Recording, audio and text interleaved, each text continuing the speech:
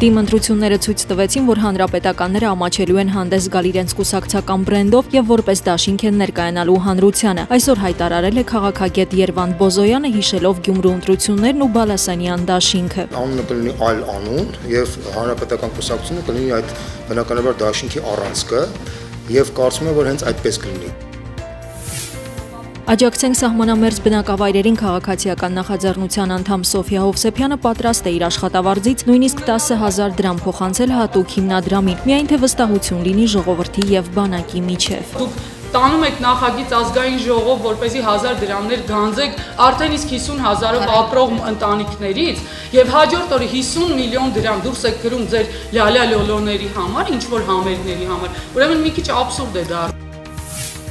Պահանջում ենք պատժել Սրփապիղծ Աթեշյանին, հասարակական քաղաքացիական նախաձեռնության անդամները փորձել են պարզել, արդյոք Պոլսո հայոց կաթողիկոսության ընդհանուր փոխանորդ arczepiskopos Արամ Աթեշյանը Հայաստանում է թե ոչ։ Նախաձեռնության անդամ Սարգիս Հացպանյանը նշել է. Երեք զանգել ենք Վանադուն, ասում է հայր եւ որդի դամատյաններ այստեղ են, բայց Աթեշյան չի գա։ Այմարդ ո՞նց չի գա Աթեշյան։ Ասում եմ որ իրար դե եկել չէ 4 ժամ է ուրեմն մեզնից խլել վարձելու համար միմյան որ չէ Աթեշյանը գա բայց խնդրվել է իրենց ասել որ մի ասեք որ Աթեշյանը էստեղ 2016 թվականի 10 ամիսներին ճանապարհատրանսպորտային պատահարների թիվը նախորդ տարվա նույն ժամանակահատվածի համեմատ նվազել է 196-ով։ Ճանապարհատրանսպորտային պատահարների զոհերի հիշատակի համաշխարհային օրը ճանապարհային ոստիկանության հրապարակած թվերը զարմացնում են Աքիլես ավտովարորդների իրավունքների պաշտպանության կենտրոնի նախագահ Էդուարդ Հովանեսյանին։ Չունենք մեկ վիճակագրություն եւ վերլուծություն այդ տրանսպորտային միջոցների անսարք վիճակում քանի մեքենա է կատարվել, քանի զոհ է եղել այդ պատճառով։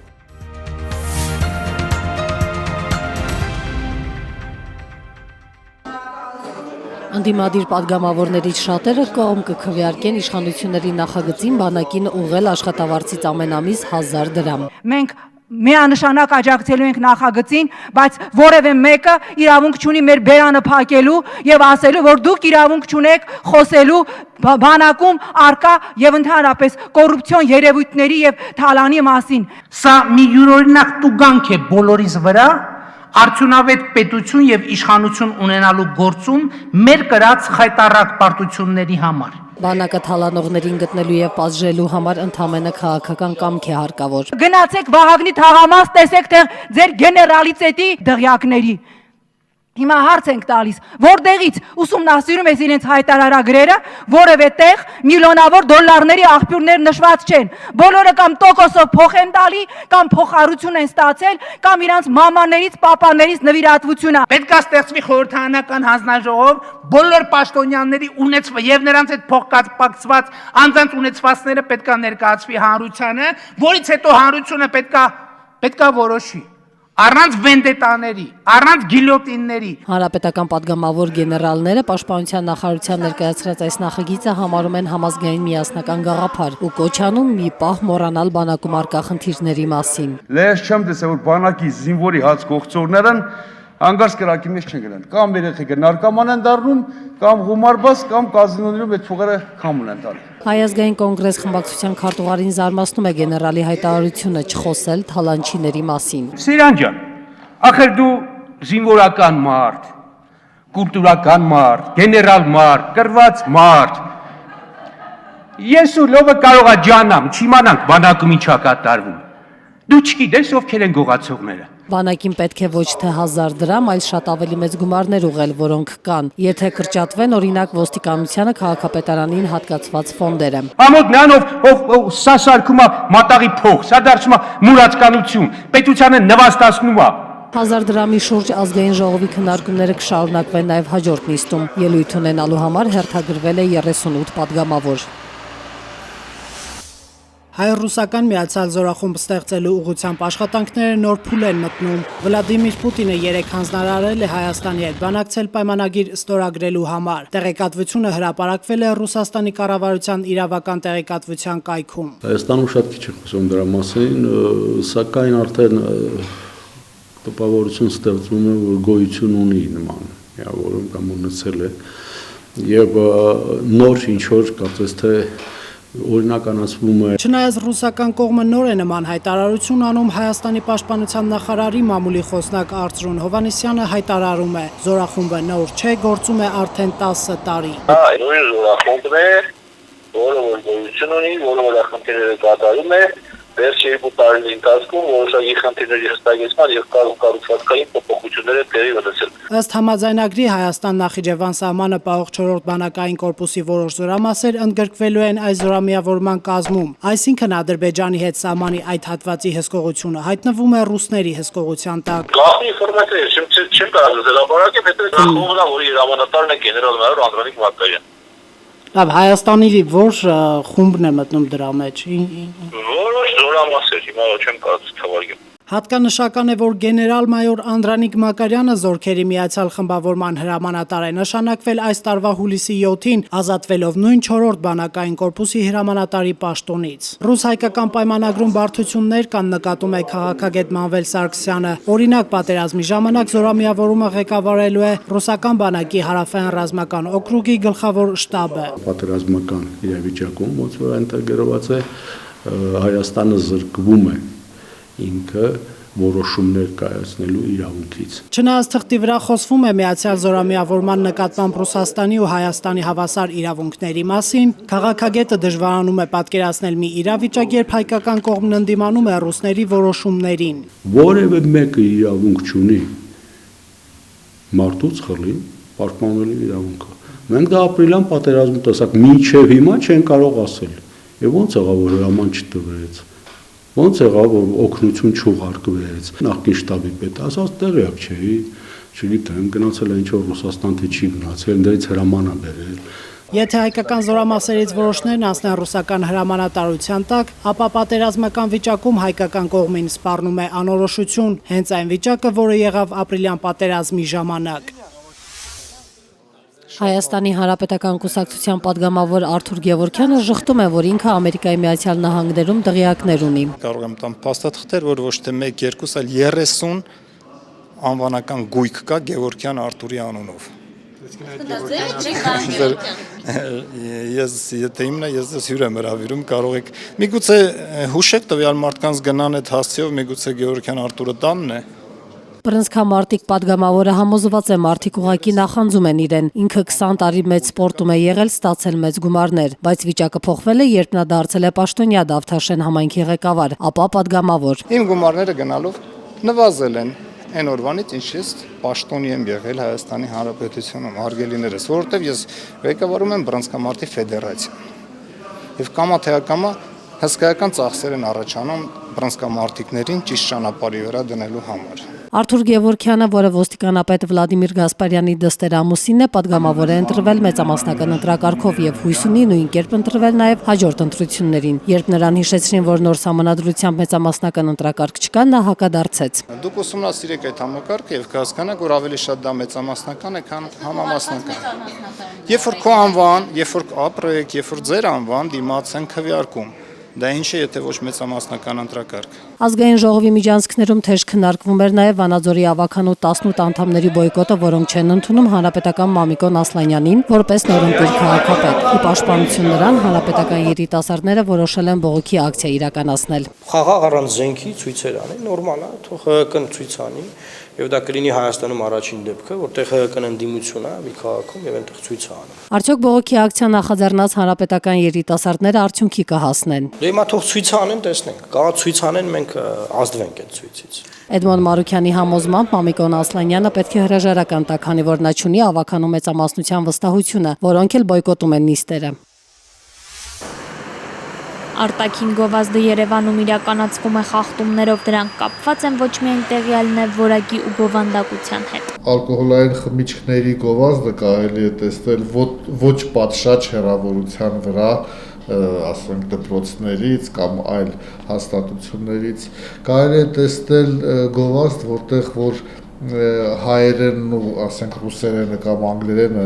նույն չափի են։ Այն որ դաշտում խնդիրներ կան, գիտեն նաև Երևանի քաղաքապետարանում, վստահեցնում են ամենօրյա աշխատանք են կատարում խախտումները հայտնաբերելու ու վերացնելու համար։ Ասել այսօր, որ մեկ անգամ գույքագրում արեցինք եւ վերացրեցինք բոլոր ապօրինի գովազդները եւ դրանք գոնե 6 ամիս պետք է չլինեն, դա շատ սխալ է։ Գովազդի ու լեզվի մասին օրենքում հակասությունները նույնպես դառնում են մոլորության պատճառ։ Լեզվի մասին օրենքով նշված չէ, բայց գովազդի մասին օրենքով հստակ տրված է, որ եթե ապրանքային նշան է, կարող է օգտագործվել օրիգինալ լեզվով նույնպես։ Իսկապես բրենդը չի կարող թարգմանվել, բայց մենք շատ լավ գիտենք, որ բրենդի հետ միասին նաև տեքստ է որոշակի գնում։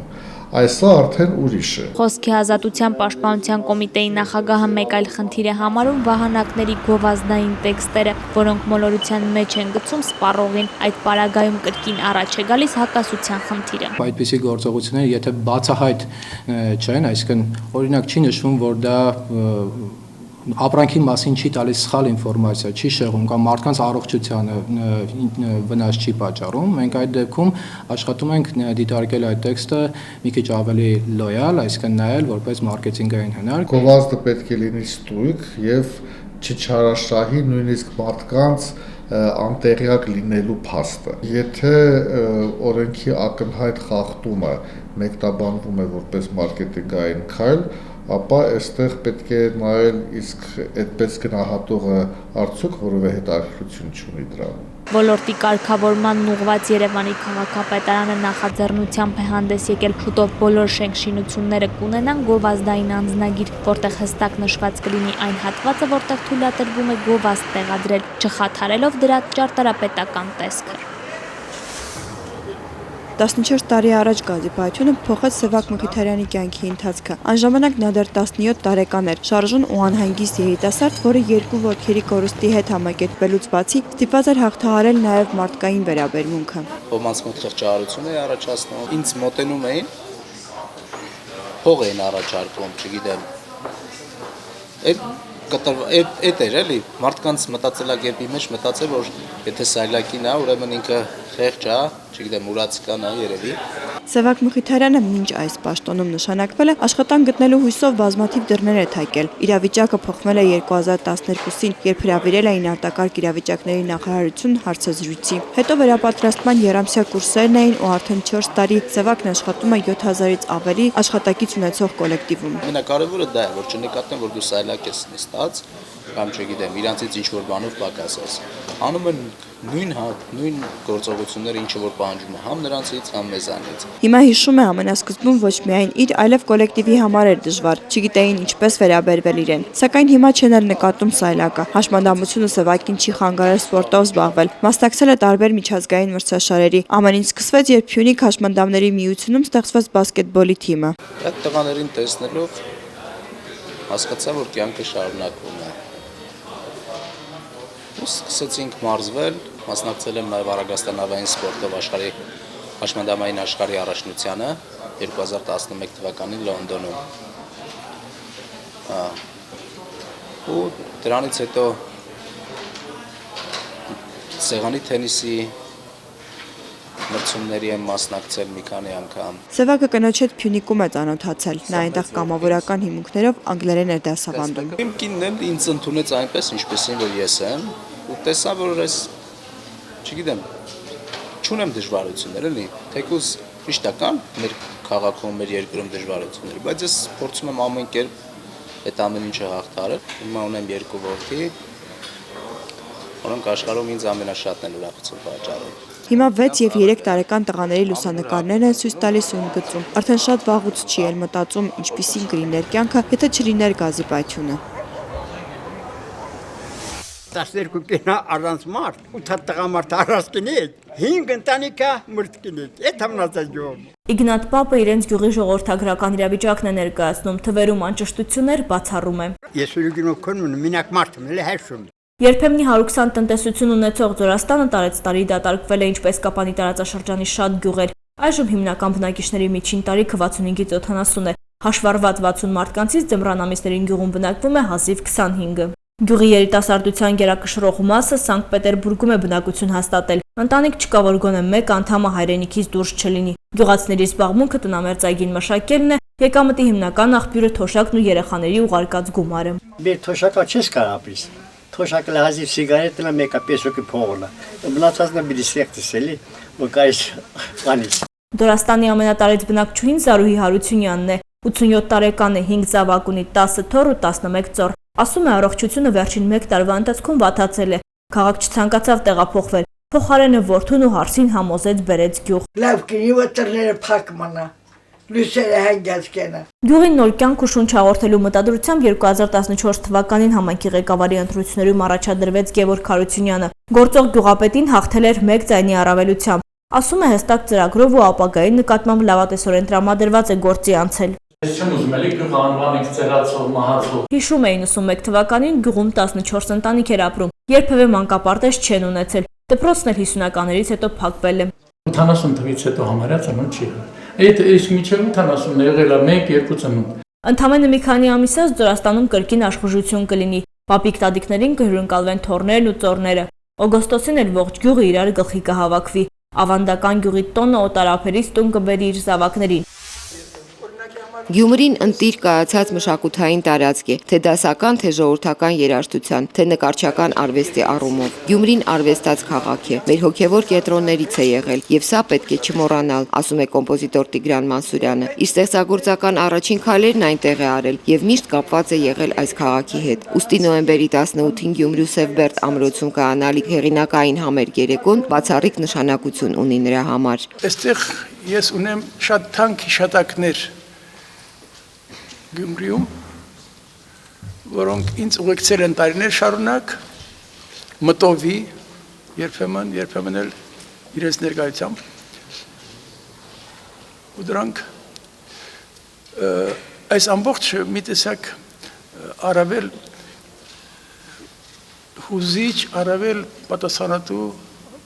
է դարձնում ինձ համար այս համերգը։ Շուկայական հարաբերությունների ժամանակաշրջանում շուկայական հարաբերություններն են իրենց արժեքներն ու օրենքները թելադրում, սակայն կոմպոզիտորի խոսքով ամեն ինչ պետք է անենք, որ իրական արվեստի ներսում թույլ չտանք, որ շուկան իշխի, այլապես ամենը հանձնելու ենք նրան։ Ի շուկայի սկզբունքն է ավելի էժան, որ շատ առնեն։ Գեղատեսիլ վայրում գտնվող Սևբերտ ամրոցն ունի պատմական նշանակություն, հիանալի հնչողություն եւ կազմակերպիչների հավաստմամբ կդառնա միջազգային դասական երաժշտության փառատոների ամենամյա կենտրոն։ Սա աննախադեպ համերգ է ինձ համար, ասում է համերգի հատուկյուր Հասմիկ Պապյանը։ Այս քաղաքի ճակատագրի հանդեպ ես անտարբեր չեմ, ավելին ասեմ, մենք բոլորս մի քիչ պարտք ենք Գյումրուն։ Կիսով չափ գյումրեցի եմ, մայրս գյումրեցի է եւ իմ մանկությունը անցել է Գյումրիում։ Ես ունեմ շատ մեծ նախ եւ առաջ հոգեվոր կապ այդ քաղաքի հետ եւ այդ քաղաքի բնակիչների հետ ընդհանրապես։ Համերգին կատարվելիք Մանսուրյանի ստեղծագործությունները հայաստանյան պրեմիերաներ են։ Զուգահեռ երգերը առաջին անգամ մենք կատարել ենք ուրեմն Մոնպելիեում, երեկոն նվիրված էր Կոմիտասին եւ Տիգրան Մանսուրյանի ստեղծագործություններին, մենակատարը ես էի եւ այդ համերգից հետո ֆրանսիական մամուլը գրեց, որ այսպիսի երաժշտությունից հետո արև բացվեց Ֆրանսիայի վրա։ Առաջին բաժնում Հասմիկ Պապյանի կատարմամբ կհնչեն զուգահեռ երգերն ու կոմպոզիտորի այլ ստեղծագործություններ, նաև նոր երգեր։ Երկրորդ բաժնում ռեկվիեմը, մասնակցությամբ Հայաստանի կամերային, Գյումրու Տիրամայր Հայաստան, Երևանի պետական կամերային երգչախմբերի կատարմամբ։ Սերոբ Տեր-Պողոսյանի հասցեին Հայաստանում հնչած առաջին մեղադրանքն այն էր, որ ինքը մասոնական օթյակի անդամ է, ինքը ոչ հաստատում է, ոչ երգում, ասում է, ես Ռոտարի միջազգային ակումբի անդամ եմ։ Ռոտարի ակումբը ջանցված է բոլոր աշխարհում, որ բիզնեսմեններու ակումբ է եւ ամեն բիզնեսմեն, որ հաջող բիզնեսմեն է, կուզե որ անդամ լավ։ Հենց Ռոտարիին են վերագրում մասոնականության հետ կապեր, ակումբը ստեղծվել է 1905-ին ամերիկյան Չիկագո նահանգում եւ մասնաճյուղեր ունի գրեթե բոլոր երկրներում։ Տեր-Պողոսյանն ասում է, ակումբ մտնում են ոչ թե ցանկությամբ, այլ հրավիրում, որպեսզի բարեգործություն անեն։ Այսինքն եթե մենք ուզենք երեխաներու, հասմատամ երեխաներու օգնել, քանի որ մենք ֆինանսական դեր կարող չենք իբր բիզնեսմեններ, մենք գտիմենք երկրի դարբեր մասնաճյուղերին, դարբեր ակումբներին եւ իրենց ներդրումներով մենք միասին կաշխատենք, որ համայնքին ծառայենք։ Սերոբ Տեր-Պողոսյանը 1 տարի նախագահել է Հայաստանի Ռոտարի ակումբում, ավելինի իրավունք ակումբի միջազգային կանոնադրությամբ չուներ։ Կանոն է բոլոր Ռոտարի ակումբները, որ բոլոր ակումբները պետք է ենթարկվի։ Երկրորդ մեղադրանքը նրա եւ հոկտեմբերի 27-ի գործով գլխավոր ամբասանյալ Նաիրի Հունանյանի մոր միջև եղած կապն էր։ Տեր-Պողոսյանը հիշում է, որ Նաիրիի եւ իր եղբոր Կարենի հետ ծանոթացել է Ամերիկայում 1990 թվականին սկաուտների հավաքի առիթով։ Հաջորդ տարի նա գալիս է Հայաստան եւ շարունակում եղբայրների հետ մտերմությունը։ Ես Կարենին ավելի շատ կժաշնայի, Նաիրին այդքան չէի ժաշնալ։ Այնուհետև Երևանում Սերոբ Տեր-Պողոսյանը ծանոթանում է Հունանյանների մոր հետ։ Ըստ մեղադրանքի ոչրագործությունից առաջ Կարենն այս մարդուց $300 է ուզում զենք գնելու համար։ Դա պարզվում է այդքան էլ այդպես չէ։ Կարեն եկած էր իմ գրասենյակս այստեղ Երևան եւ սա որ Նաիրին գույրակի վիրահատություն բիդենե հիվանդանոցն է դրան պետք է փող պետք է գնաս օգնել Ո՞վ է մեկը կար ինձ այդսել ես պիտի օգնեի ես շատ օգնություններ ռազեմ Հայաստան սիվոր չա պետք է սա $200 ինչ կհիշեմ ես $200 էր ես $200 դվի եւ Սերոբ Տեր-Պողոսյանին կասկածում էին նաեւ Նաիրի Հունանյանի հետ համատեղ բիզնես ունենալու մեջ ոչրագործությունից դեռ շատ առաջ Տեր-Պողոսյանն ասում է ես ընդամենը խորհրդատու էի Գարենը եւ Նաիրին դեր Ուկրաինային ինձ մայր եկավ գրասենյակս սա որ սա բարոն Սերոբ դահակս պիտի կան փող պիտի բերեն Շատ կխնդրեմ որ իրենց բիզնեսի բանդաս ուղղություն դաս որ սխալ չլան փող գործընթացներ ես գրնամ ուղղություններ բայց չեմ գնալ ուրիշ բաներ իրենց փողը մեզ դղակեն Ուկրաինայից եղբայրների վերադառնալուց հետո Սերոբ Տեր-Պողոսյանը նրանց խորհուրդ է տալիս ընկերություն հիմնել որպեսզի բիզնես սկսեն հիմնում են այդ ընկերությունը եւ Տեր-Պողոսյանին դարձնում անդամ ինքը դեմ չէ Մտածեցին սկիզբը ալկոհոլ շինելու պատասխանելու մտածեցին արևդուրի ես բայց ոյ մեկի մեջ չմասնակցեցա եւ միշտ խրադեցի որ ուշադրությունը չլասխալքայլ արենը փողագործությունն Սերոբ Տեր-Պողոսյանին ուղղված վերջին մեղադրանքը մանկապղծությունն էր այս մեկից նա չկարողացավ խուսափել մանկապղծական գործողությունների ամբողջ ընթացքում նա վարչապետ Տիգրան Սարգսյանի խորհրդականն էր 69-ամյա Սերոբ Տեր-Պողոսյանը ձերբակալվեց եւ դատապարտվեց 15 տարվա բանտարկության 4 տարի հետո նա մահացավ քաղցկեղից